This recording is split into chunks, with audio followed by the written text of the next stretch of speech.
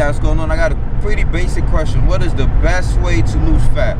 And I'm gonna tell you this from a military point of view, because you guys know my #1 obsession is military science. I love war. I love just the strategies and tactics of war. I'm a big nerd, right? I love military science. So I apply a lot of the things that I read from conquerors and, you know, Napoleon, Alexander, Julius Caesar, all the things I learned from history. I apply that to everything in life, including bodybuilding. So fat, right? You want to lose fat, pretend you're declaring war on fat.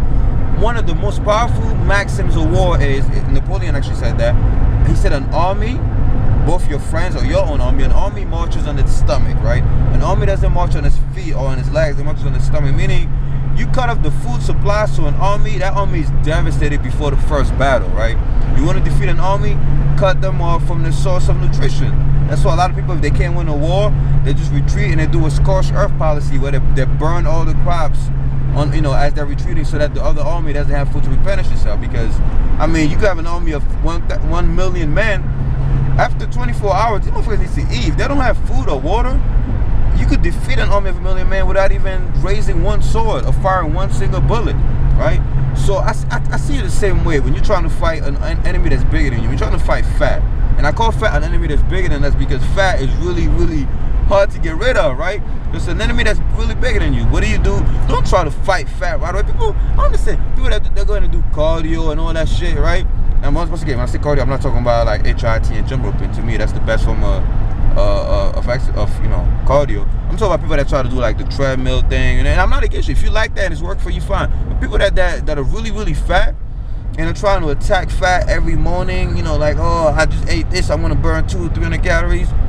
It's like having a cancerous plant, right? A cancerous plant, or a plant that's like a poison, and you're just trying to remove the leaves that are damaged one at a time. And then when they grow back, they become poison, and you remove the leaf one at a time. You're gonna be doing that shit your whole life. Go into the root, find out what's wrong with the fucking plant or the tree, cut off the root that's fucked up, and you fix your whole problem. Same thing with cancer. You don't wanna, you wanna go to the root of anything. You wanna destroy something, go to the root. You wanna beat an army, go to the root, which is like really, the food, right? You wanna kill fat. Don't try to fight fat one at a time. Like, oh, I hate fat. Fat hates me back. I eat and I go on the treadmill. Nah, you're fighting a losing battle. Go to the source of fat. Go to the production of fat. Go to where fat is being produced. Cut that root. Cut that source. And you don't even have to fight fat. It's going to die off eventually, right? So what do I mean by go to the root of fat? Well, write down all the things that contribute to fat gain, right?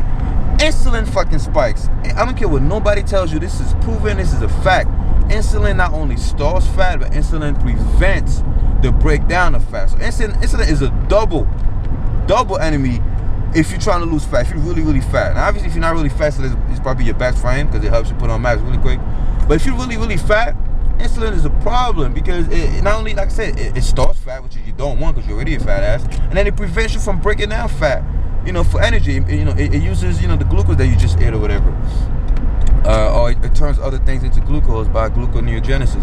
So anyway, so number one, you want to cut off things or you want to cut off or limit things that increase the production of fat. So insulin, you want to limit your insulin spike. I tell people, if you're really, really fat, try intermittent fasting or call backloading because it gives you a small window where you could have an insulin spike and that's it, as opposed to having insulin up and down your fucking body all day long, right? That's one. Number two, another thing that leads to fat production is estrogen, right? So you want to make sure your estrogen is low. How do you make sure your estrogen is low? Same thing I just told you. Go to the root of estrogen. Go to the fucking bottom. Don't fight estrogen right away. Go to the root. What's the root of estrogen? The aromatase enzyme. You want to inhibit aromatase. You want to make sure aromatase doesn't convert your testosterone into estrogen, because really without testosterone, there's no estrogen. You want your body to stop at testosterone and probably go into dihydrotestosterone, testosterone, but definitely not into estrogen. So you want to stop aromatase, right? You want to eat a lot of foods that inhibit aromatase. And there's so many foods out there. I can make a whole separate video if you want on all the foods that inhibit aromatase, which is going to stop your body from producing estrogen. If you want, actually, comment below. I want to make a video on that if you guys want. I figure a lot of people already know this stuff.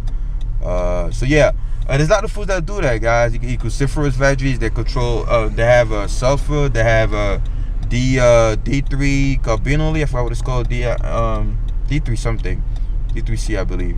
No, indole 3 carbinol. Indole 3 carbinol. Yeah, it's something that fucks with aromatase. They have DIM, which I forgot what it stands for. That also fucks up estrogen and aromatase.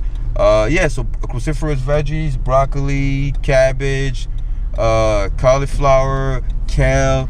You know, if you a wine motherfucker, try drinking red wine. It has resveratrol, which is a potent enemy of aromatase. You could try eating fucking what's that? You could try eating honey. You know, honey has a substance that contains chrysin, which is probably the most powerful estrogen blocker, or whatever you want to call it, aromatase inhibitor. It's in honey. You have so many foods, guys, that fuck up aromatase. So try to eat those things, right? Like I said, cruciferous veggies. Try eating a lot of vitamin C. Eat a lot of citrus fruits. It helps your liver detoxify estrogen if it's already made. Let's say you couldn't stop aromatase and it went and formed estrogen, or you could help your liver detoxify that shit, right? So there's so many. So try to get rid of the root of fat, the things that produce fat. Don't try to fight fat by itself, right? By doing endless sets of cardio and shit. Try to stop the production of the thing. If you stop the food supplies to an army, the army will eventually die. Eventually your fat will die because there's no estrogen to promote its growth, and then your body has to use fat for energy anyway, so eventually it's gonna die out. All right. This video's too long. So yeah, I could make a part 2 to this if you want. But yeah, the fastest way to burn fat is not to attack fat directly, but to attack the production of fat. All right. I'm out of here. Comment below if you got any questions. Hey guys, what's going on? Megan here.